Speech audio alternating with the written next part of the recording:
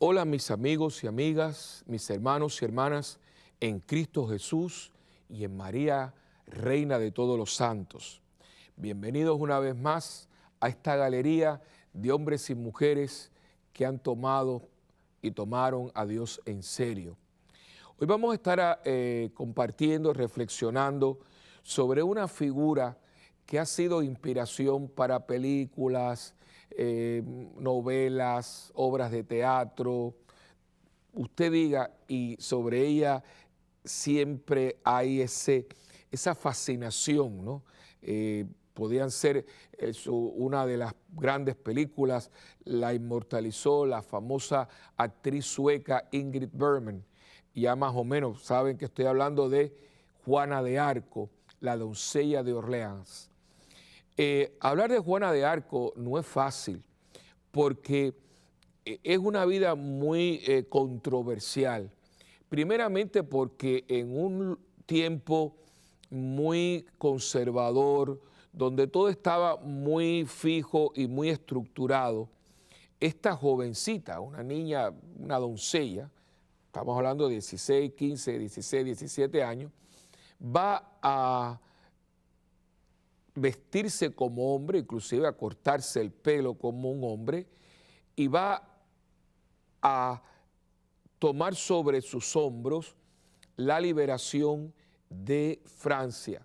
Los ingleses habían avanzado muchísimo y habían invadido a Francia y por lo tanto ella, según le habían contado sus voces, ella va a tener un encuentro, como ella lo narra, primeramente con San Miguel Arcángel. Y después a San Miguel Arcángel se le unieron las voces de Santa Catalina de Alejandría y Santa Margarita. Eran las tres voces que ella siempre dijo que le habían hablado y ella lo va a tomar muy en serio. Va siempre a decir que sí. Su final es muy triste porque va a ser juzgada inclusive por autoridades eclesiásticas, que desgraciadamente había una división entre eclesiástica, inclusive entre los ingleses y los franceses, y la parte inglesa la va a juzgar y la va a acusar de hereje y de bruja. Y su final va a ser la muerte, la hoguera, una muerte muy, muy cruel y muy dura para esta muchachita, que lo único que quería era que el rey, el delfín, volviera a tomar el control de Francia. Después que ella muere, se siguió el proceso, o sea, esto nunca como que quedó ahí, porque uno puede morir, pero si uno es auténtico y uno verdaderamente ha actuado según su conciencia y lo que uno estaba haciendo era correcto y era según los criterios de Dios, pues mire, eso no va a morir. Las cosas buenas y las cosas de Dios no mueren. Ahí está el sello de que es algo de Dios. Y por lo tanto, después se investigó, se vio que el proceso no había sido todo lo correcto como tal y paulatinamente hasta que la iglesia la va a canonizar. Pero aparte de todo esto, que hay muchas opiniones y todo lo que usted pueda decir, ¿verdad? Que muchas veces se hace incorrectamente porque juzgar a la situación y todo el acontecimiento del cual vivió Juana de Arco desde ahora es un anacronismo histórico y muchas veces no se toma en cuenta el tiempo, el momento, el lugar y todas las circunstancias. Lo importante aquí es que ella va a tener una cruzada y va a ser inspirada por Dios porque quiere que se respete los derechos de Francia. Y aquí entonces entramos en la posición del cristiano frente a la política. Hoy en día hay muchas situaciones, esto ha sido siempre algo muy discutido, algunas personas dicen que no, otras dicen que sí, y bueno, usted puede aquí tener tantas opiniones como personas hay. Pero vamos a ir a lo básico, ¿no? Primeramente, la política debe estar siempre al servicio del hombre y debe siempre salvaguardar los derechos fundamentales del ser humano, la ley natural y los derechos que Dios nos da como seres humanos y las obligaciones que tenemos. Ese es el derecho y la obligación de una política sana y de acuerdo con los criterios de Dios.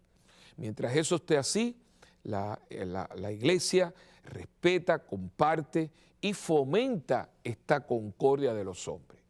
Cuando un gobierno comienza a ultrajar, podríamos prácticamente decir, o a violentar o a violar esos derechos, no es que la iglesia entre en política, que eso es otra cosa, sino que la iglesia tiene, no solamente debe, sino que tiene el deber de salir en defensa, porque no está saliendo en defensa de un partido político, está saliendo en defensa de unos derechos que yo tengo por ser hijo de Dios, porque soy creado a imagen y semejanza de Dios y también porque soy miembro de la iglesia.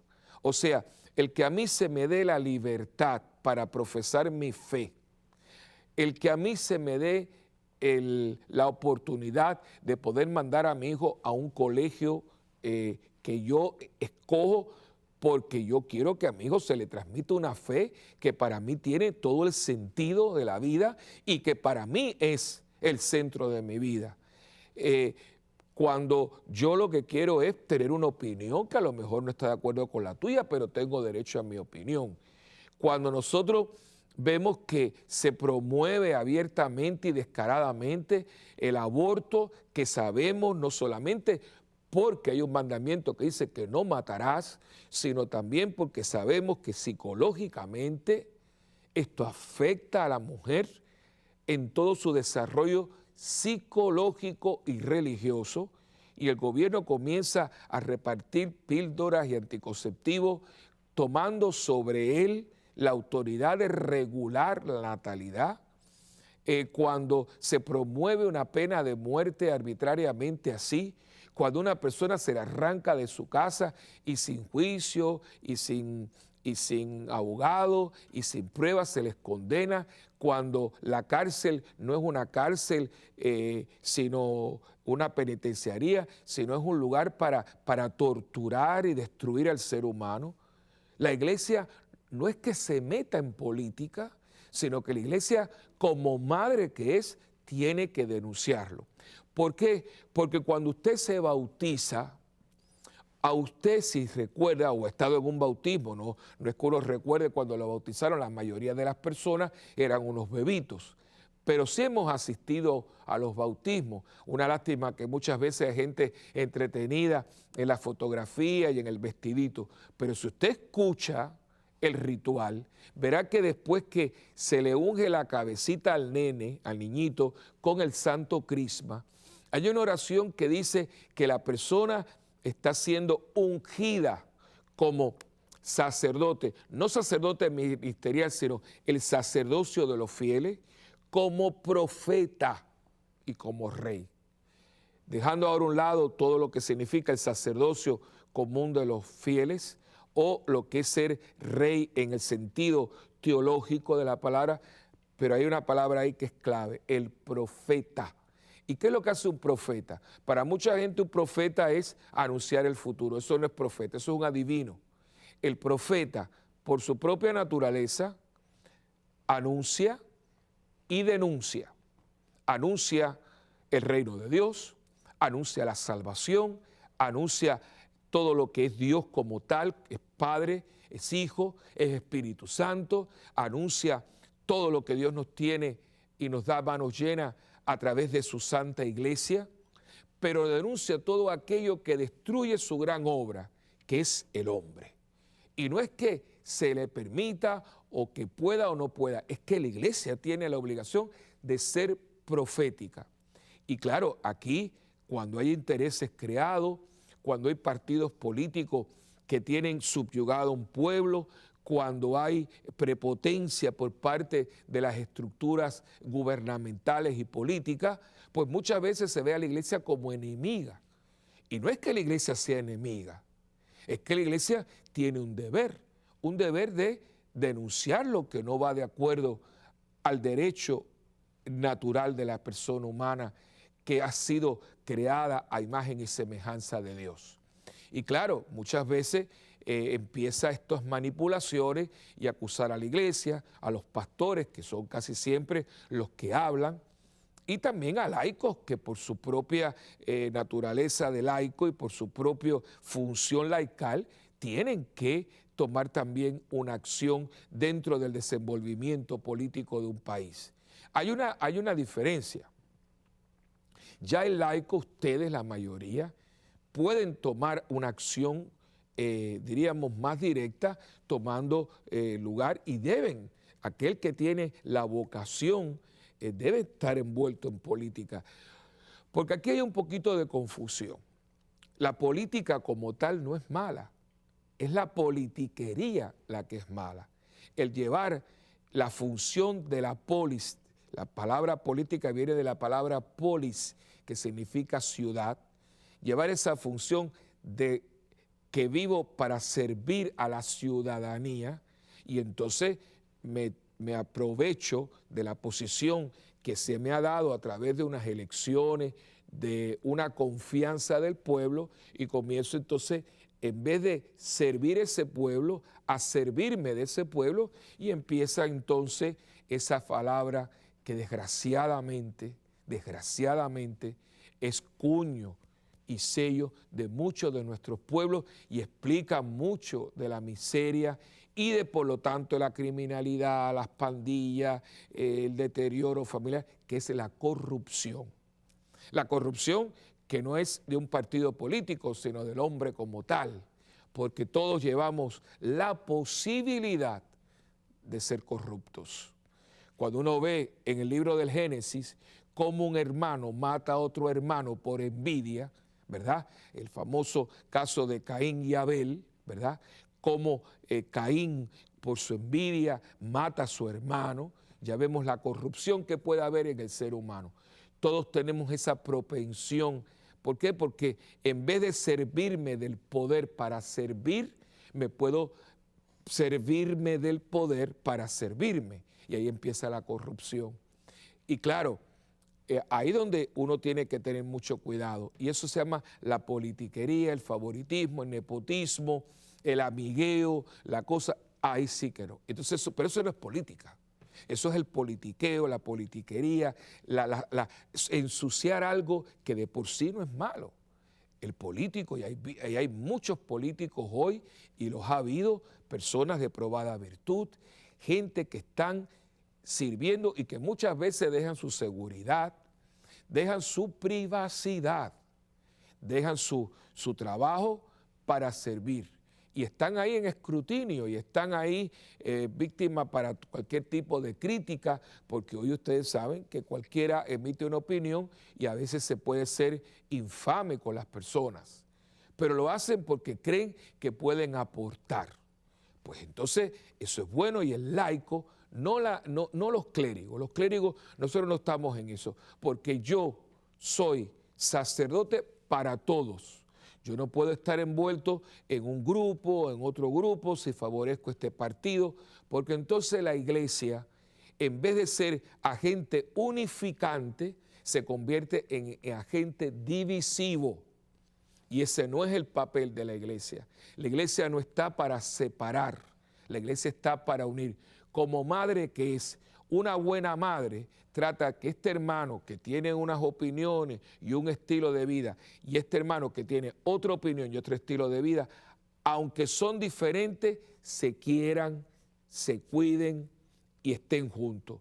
Porque ese es el ideal de una buena madre. La iglesia como madre no puede prestarse y tenemos que tener mucho cuidado porque los poderes temporales muchas veces se acercan a la iglesia para que la iglesia entonces emita opiniones, diga palabras y siempre, históricamente están los libros. Salimos perjudicados nosotros.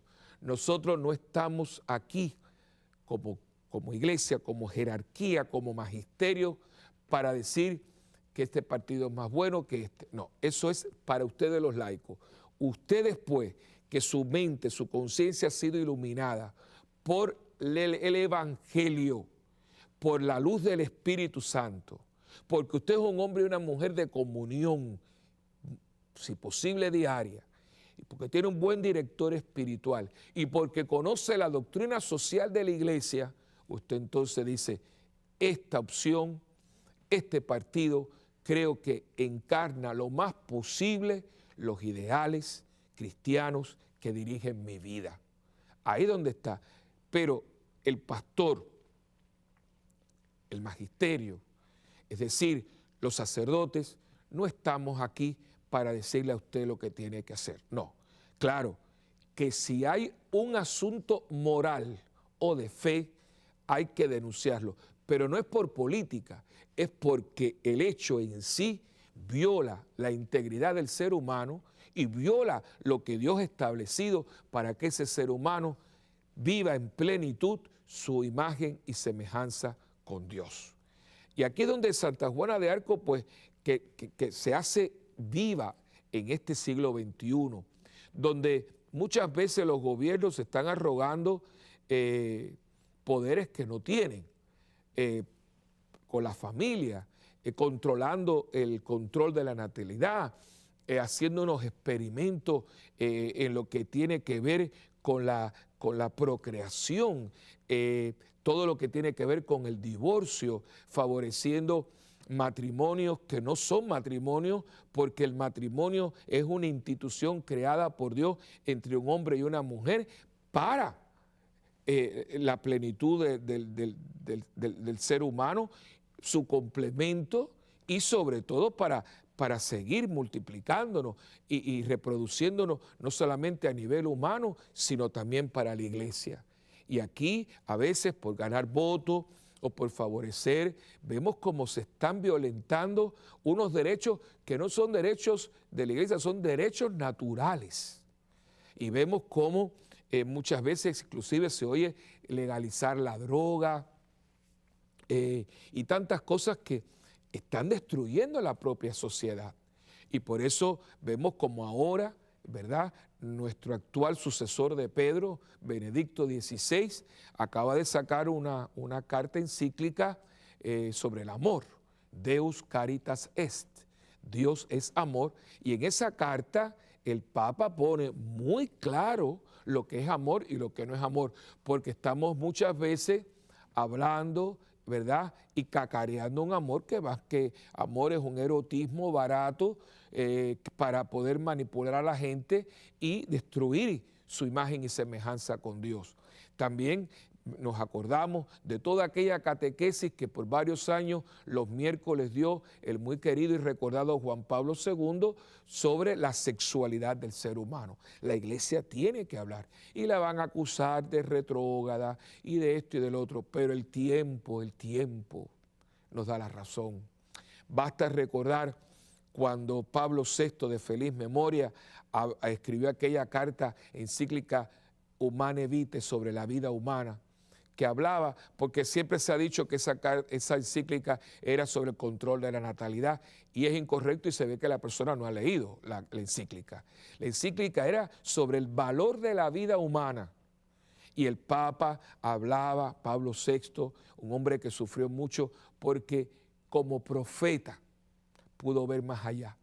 Y él sabía que cuando el hombre metiera la mano y comenzara a manipular todo lo que era la reproducción del hombre, iba a empezar muchas otras cosas. Y por ahí se entró el aborto, la pastilla abortiva, porque ya no solamente se está hablando de un proceso quirúrgico de aborto, sino la pastilla abortiva. Fíjense que es algo hasta pronunciarlo produce escalofríos. Después vino el divorcio, toda esta cuestión de matrimonios de las personas del mismo sexo, y hasta ya está legalizando en algunos países la eutanasia, que significa el matar a otra persona, el arrogarse un poder que el ser humano no tiene, porque nosotros no hacemos nacer, no damos vida a nadie, y como no se la damos a nadie, no se la podemos quitar a nadie. Pero hay gobiernos que legislan, y es donde la iglesia tiene que decir no. Y claro, cuando la iglesia pronuncia y el gobierno ha hecho algo, pues tiene dos opciones. retractarse, como vemos en el Antiguo Testamento, que a veces se confrontaba al rey por el profeta, en el caso, por ejemplo, de David con Betsabé. Dice, sí, perdóneme, metí la pata, cometí un error, pido perdón, y entonces, pues bien, todos cometemos errores, pero muchas veces la prepotencia, el no dar brazo a torcer, y entonces el dedo y criticar, acusar y muchas veces perseguir a la iglesia, como de hecho se encuentra perseguida todavía en el siglo XXI, que parece totalmente absurdo que en el siglo XXI, cuando hablamos del derecho hasta de los animales, ¿verdad? Porque hoy maltratar a un animalito es algo abominable y la gente no lo puede concebir con toda razón, porque los animales también son criaturas de Dios. Sin embargo, en países de América Latina, de Europa, de África, hay una persecución abierta negándole al ser humano y a la iglesia un derecho que tiene por sí misma, el de poder compartir con los demás abiertamente la fe, el tener acceso a los medios de comunicación como estos, porque miren, usted puede poner EWTN como no lo puede poner, pero usted tiene la opción. Yo apago el televisor o lo enciendo, lo pongo o no lo pongo, pero usted tiene la opción. No que yo le rija esa opción, coaccione esa acción y le diga, no lo puede ver. A mí un gobierno no me puede decir eso, porque eso es un derecho que yo tengo de escoger. Y yo como cristiano quiero escoger lo bueno, puedo escoger mi fe, a expresarla y vivirla plenamente. Puedo escoger mandar a mi hijo a un colegio católico, a un catecismo, a la doctrina, para que mi hijo también sea heredero y pueda disfrutar de esta fe que le da sentido a mi vida. El moverme, mi privacidad, mi confidencialidad, todos esos derechos que parten no porque un gobierno me los da, sino porque yo los tengo porque soy un ser humano creado por Dios. No me lo dio el gobierno, no me lo dio una legislación ni una carta magna de derechos del hombre. Los derechos del hombre existen porque el hombre ha sido creado por Dios. Eso es lo que muchas veces no se entiende. El hombre no nació de una gran explosión, ni venimos de una célula. El hombre es criatura de Dios, el hombre es hecho por Dios. El negar eso es lo que nos ha traído tantos problemas. Y muchos gobiernos, para traerse favores de la gente o estar un poquito más tiempo en el poder, pues a veces venden su propia integridad y sus propios valores. Y quisiera en estos últimos minutos hablarle a los políticos también. Mis queridos hermanos, con mucho respeto, primeramente dándole las gracias a todos ustedes que dejando su privacidad, su vida familiar, tantas cosas que ustedes han sacrificado por estar sirviendo al pueblo.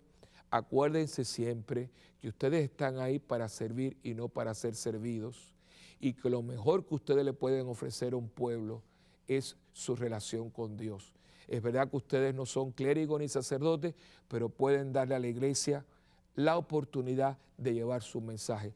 Eso nunca les va a hacer daño, al contrario, les va a facilitar su labor, porque cuando la gente tiene amor a Dios y temor de Dios, la gente piensa las cosas un poquito más.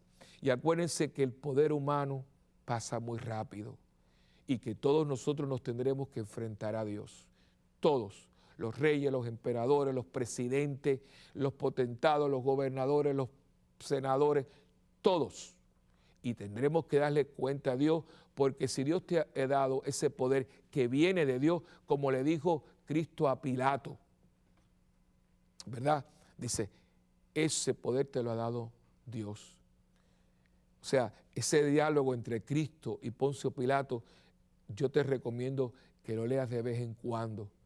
¿Por qué? Porque ese poder que tiene no te lo dieron las urnas, te lo dio Dios para que sirvas a ese pueblo, para que promuevas los derechos, para que busques cómo remediar esa pobreza en muchos de nuestros pueblos, para que no favorezcas a unos grupitos en detrimento de una mayoría, para que se promueva la niñez, los derechos, se cuide la vida familiar, ¿verdad? El matrimonio.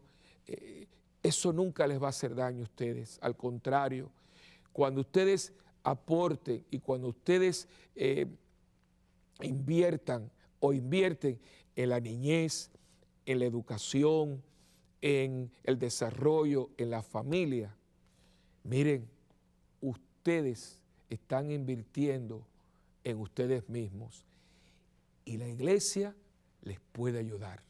La iglesia lleva 2005, 6, 7 años en este mundo.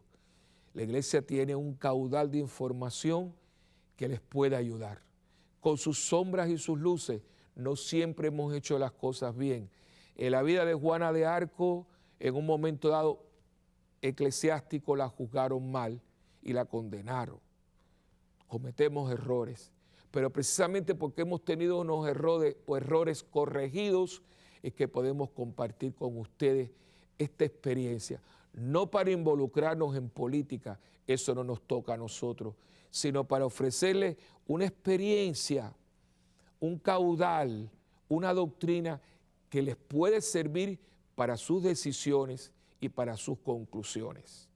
Ojalá que Juana de Arco, la doncella de Orleans, la que tomó un día la espada para liberar a Francia, sea hoy una inspiración para que nosotros, iglesia, obispos, sacerdotes, podamos siempre llevar la buena nueva y formar conciencia, y para que ustedes los laicos se envuelvan y defiendan los principios de la persona humana que es creada a imagen y semejanza de Dios. Que Dios nos bendiga y que Juana de Arco nos ayude a vivir en paz, en concordia y siempre de cara a cara con Dios.